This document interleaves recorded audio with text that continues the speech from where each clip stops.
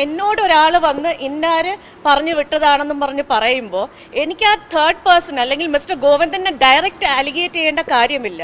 അങ്ങനെ ഒരു അലിഗേഷൻ ഞാൻ നടത്തിയിട്ടില്ല. ഞാൻ പറഞ്ഞത് വിജേഷ് പിള്ള എന്ന് പറഞ്ഞ ഒരു ജെന്റിൽമാൻ എന്നെ അപ്രോച്ച് ചെയ്തു, എന്നോട് ഈ നാട് വിടാൻ പറഞ്ഞു. It is very dangerous for me to live in this country.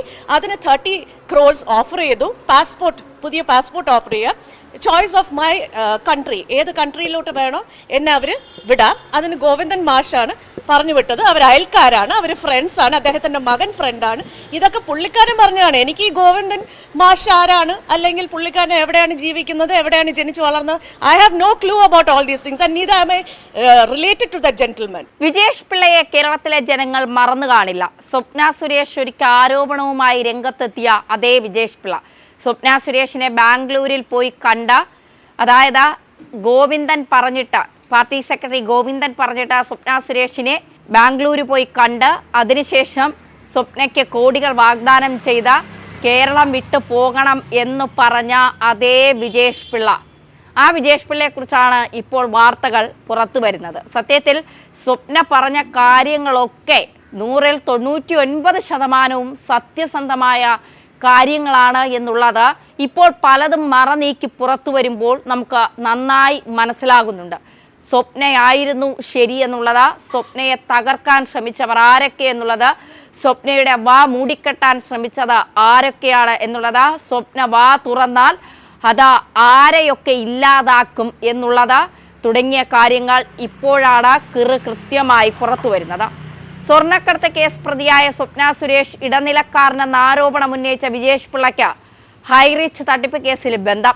Enforcement ഡയറക്ടറേറ്റിന്റെ അന്വേഷണത്തിലാണ് വിജേഷ് പിള്ളയാണ് ഹൈറിച്ച് ഉടമകൾക്ക് OTT പ്ലാറ്റ്ഫോം നൽകിയത് എന്ന് വ്യക്തമായത്.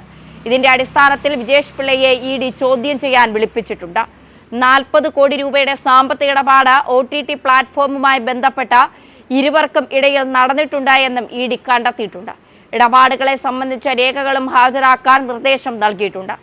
ആദ്യം കഴിഞ്ഞ വെള്ളിയാഴ്ച ഹാജരാകാനായിരുന്നു നിർദ്ദേശം നൽകിയിരുന്നത്. എന്നാൽ അന്ന് വിജേഷ് പിള്ള ഹാജരായില്ല. തുടർന്ന് ED വീണ്ടും സമൻസ് നൽകുകയായിരുന്നു. ഈ OTT പ്ലാറ്റ്ഫോമും അനുബന്ധ സോഫ്റ്റ്വെയറുകളും വിജേഷ് പിള്ളയിൽ നിന്നാണ് ഇവർ വാങ്ങിയിരിക്കുന്നത് എന്നാണ് ED അന്വേഷണ സംഘം കണ്ടെത്തിയത്. ഇടപാടുകാരൻ സോഫ്റ്റ്വെയർ പരിശോധിച്ചാൽ 12.39 ലക്ഷം അംഗങ്ങൾ ഇവരുടെ OTTക്കുണ്ടെന്നാണ് മനസ്സിലാവുക. എന്നാൽ ഈ OTTയിൽ റിലീസ് ചെയ്ത സിനിമകൾ 3 മാസം കൊണ്ട് 10,000-ഓളം ആളുകളെ കണ്ടിട്ടുള്ളൂ എന്ന് സൈബർ പോലീസിന്റെ അന്വേഷണത്തിൽ വ്യക്തമായിരുന്നു. അംഗങ്ങളുടെ എണ്ണം പെരുപ്പിച്ച് കാട്ടിയുള്ള തട്ടിപ്പാണ് നടന്നത്. ഓൺലൈൻ മൾട്ടി ലെവൽ മാർക്കറ്റിംഗ് ബിസിനസ്സുകളുടെ മറവിൽ 1157.32 കോടി രൂപയുടെ തട്ടിപ്പാണ് തൃശൂർ ഹൈറിച്ച് ഓൺലൈൻ ഷോപ്പിംഗ് ഉടമകൾ നടത്തിയത്. ഇതിൽ OTT പ്ലാറ്റ്ഫോമിൽ അംഗങ്ങളുടെ എണ്ണം പെരുപ്പിച്ച് കാട്ടിയുള്ള തട്ടിപ്പും ഉൾപ്പെടുന്നു.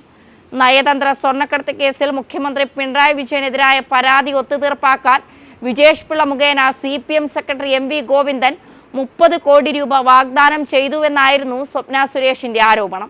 ഇതേ തുടർന്ന് വിജേഷ് പിള്ളയുടെ കളമശ്ശേരിയിലെ ഓഫീസിൽ ED സംഘം റെയ്ഡ് നടത്തിയിരുന്നു.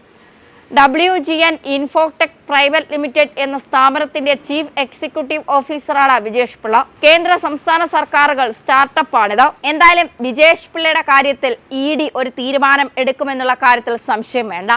സ്വപ്ന സുരേഷിനെ വിലപേശിയ അല്ലെങ്കിൽ സ്വപ്ന സുരേഷിന് കോടികൾ വാഗ്ദാനം ചെയ്ത സഹാക്കന്മാരെ ഉപദ്രവിക്കാതെ അവർക്കെതിരെ ഒരു അക്ഷരമിണ്ടാതെ കേരളം വിട്ടു പോകണം, മറ്റെവിടെയെങ്കിലും പോയി തമ്പടിച്ച് ജീവിച്ചോ എന്ന് പറഞ്ഞുകൊണ്ട് സ്വപ്നയെ ഒരു തരത്തിൽ ഭീഷണി എന്ന് തന്നെ പറയണം. അത്തരം ആരോപണങ്ങളാണ് സ്വപ്ന ഉന്നയിച്ചിരുന്നത്.